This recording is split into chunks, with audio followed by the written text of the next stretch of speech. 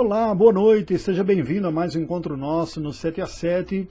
Hoje nós vamos dar continuidade às reflexões na palestra dada pelo pastor norte-americano presbiteriano Tim Keller, refletindo um pouco sobre a crise identitária essencial na cultura ocidental contemporânea, ao negar as suas bases cristãs que foram formadoras desta civilização ocidental ou das civilizações ocidentais.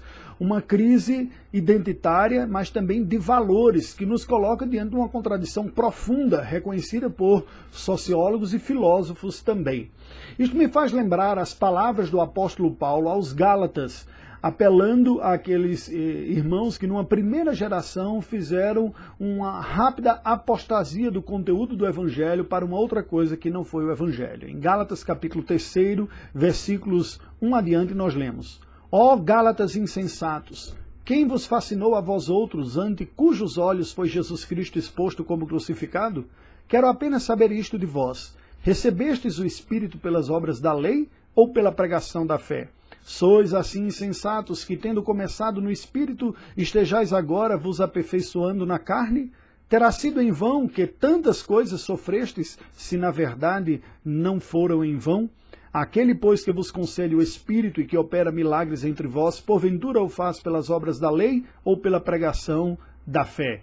É o caso de Abraão, que creu em Deus e isso lhe foi imputado para a justiça. Que Deus nos ajude para vivermos em graça e na sua dependência.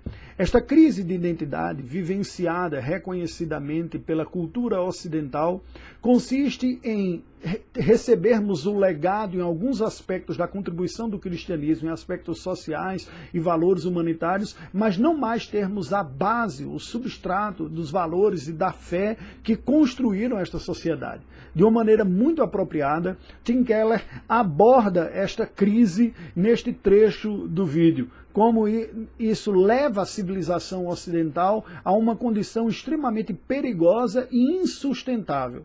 Se nós não tivermos a realidade da fé em Deus e a graça do Senhor, da comunhão com Ele, da verdadeira manifestação do cristianismo real, todo o edifício da contribuição do legado social, econômico, comportamental e ético do cristianismo não terão como subsistir e resistir e permanecer de pé. Esta é uma afirmação grave. E certamente nos chama a nós, cristãos, nos chama a um imperativo de renovarmos a nossa fé pessoal em Deus e o nosso engajamento na divulgação do Evangelho. Mas também vai um apelo para a sociedade como um todo, para reconhecer o que tem sido desfrutado como benefício da graça ou efeito colateral da contribuição da fé cristã. Esteja atento a esta parte do discurso.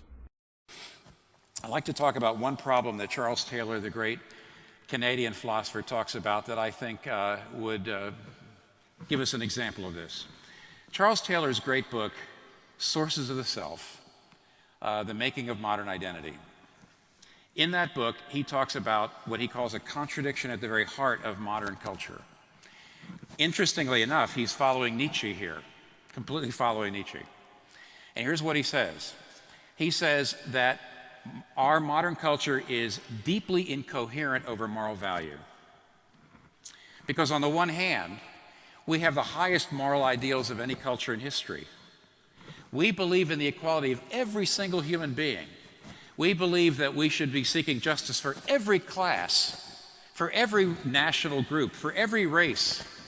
We believe in alleviating suffering and hunger for every person on the face of the earth. That's our ideals. So on the one hand, we have these high ideals. On the other hand, modern culture tells you that all moral value is socially constructed, or maybe the product of our evolutionary biology, that all moral value is basically a subjective preference. And so what Charles Taylor says is we have these high moral ideals, but we don't have the moral sources to support them. We say, look at these ideals, and then over here we say, really, all morality is relative. And he says that creates a huge problem. We don't have the moral sources to support our ideals. How so? Well, just give you two ways. One way is this. It's not the most important way, but it's one of the problems. When modern people, certainly modern people who talk about human rights and human equality, When we talk to people who don't share our values, all we can do is yell. See, Justice Anthony Kennedy, Supreme Court Justice Anthony Kennedy, put the modern view of morality very well in a famous ruling in which he said, "At the heart of liberty is the right to define one's own concept of existence, of meaning, of the universe, and of the mystery of life." Now that's definitely the message of the culture. You get to define your own meaning. You get to define right or wrong for you. But if that's the case, why not be a racist? Why do I have to honor human rights? And what Charles Taylor says is when Western people today, with our high ideals, meet non-Western people who don't agree with our ideals, all we can do is say, well, you're just not enlightened like we are. And that's the same Western white imperialism that non-Western countries have been getting forever from us. Because all we can say is, well, you would just understand if you really were as enlightened and as educated as we are. So one of the problems with having high moral ideals and no moral sources for them is that when we try to talk to people who don't share our ideals, all we can do is yell. But a bigger problem is this. Can we form people anymore in our society who can support those ideals, because those ideals take self-sacrifice? The way Charles Taylor puts it is like this. We tell people, especially our young people, we say, you've got to be true to yourself. You've got to follow your own inner light. You can't let anybody tell you what is right or wrong for you. And not only do you have to be true to yourself, you have to be true to yourself no matter what your family says or what your community says or what your society says. You don't sacrifice for them. You make them adjust to you. But then we say to them, but then you have to actually work for justice and you have to work to alleviate hunger, which of course takes sacrifice. What that does is it takes giving up power. It takes giving up wealth. It takes giving up all sorts of things. So how are they going to do that?